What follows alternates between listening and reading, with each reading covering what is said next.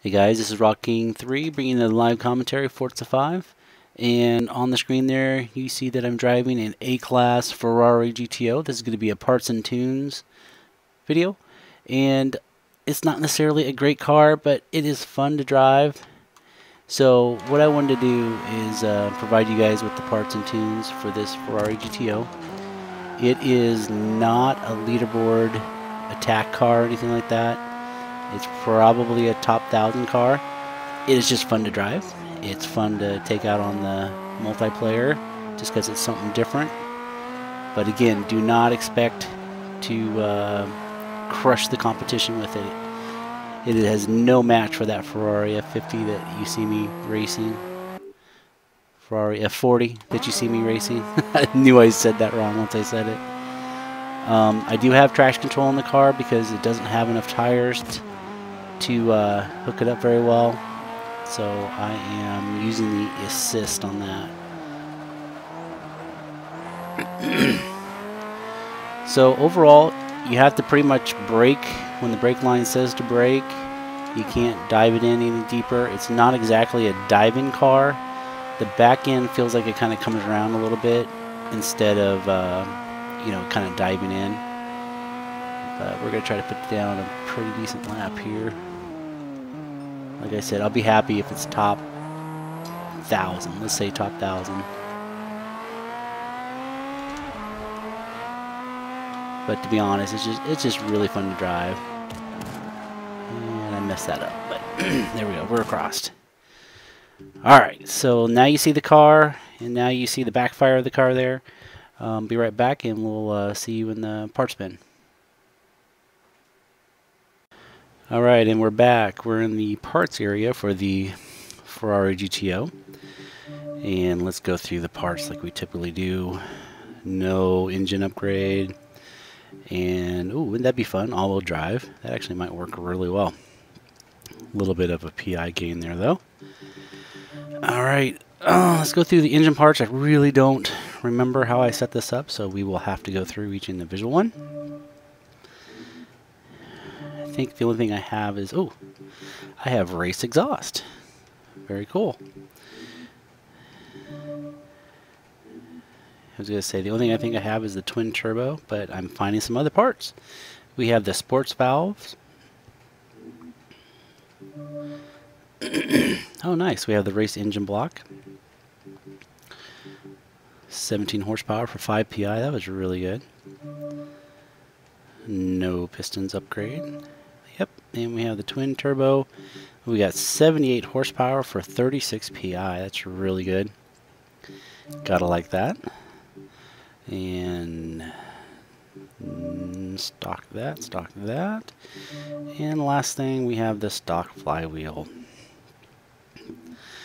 Alright, now for the other parts. We're going to have race brakes. Better make sure, yep. Race brakes, we have race suspension. We have the roll cage. See what the different numbers will do there.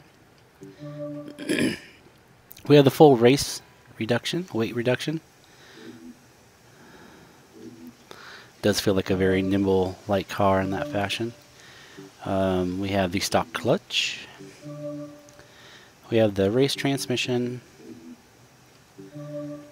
We have the race driveline. And we have the race differential. One thing I'm considering here, nope. As I say, maybe we could pull down PI, we could add the clutch, but the clutch is 3 and reducing the weight was 0. So no win there.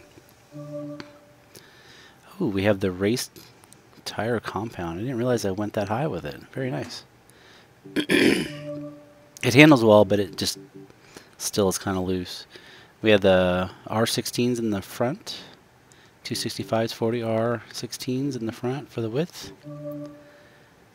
335 40s in the back. Wheels. Oh, that's not very cool looking, but must have been a PI play. And we have no rim width. And this may be why it's so squirrely. I would consider, if you can increase the rim size on these and maybe give up something else small, that this car might be able to be a little bit more stable since we have the race compound on them. That might be something to play around with. We're going to have the race front and back wing, and that is it from a parts perspective. Just my standard 29 PSI front and back, the gearing, and that was okay for the Road Atlanta long there at 450. Have to play with that depending on the track.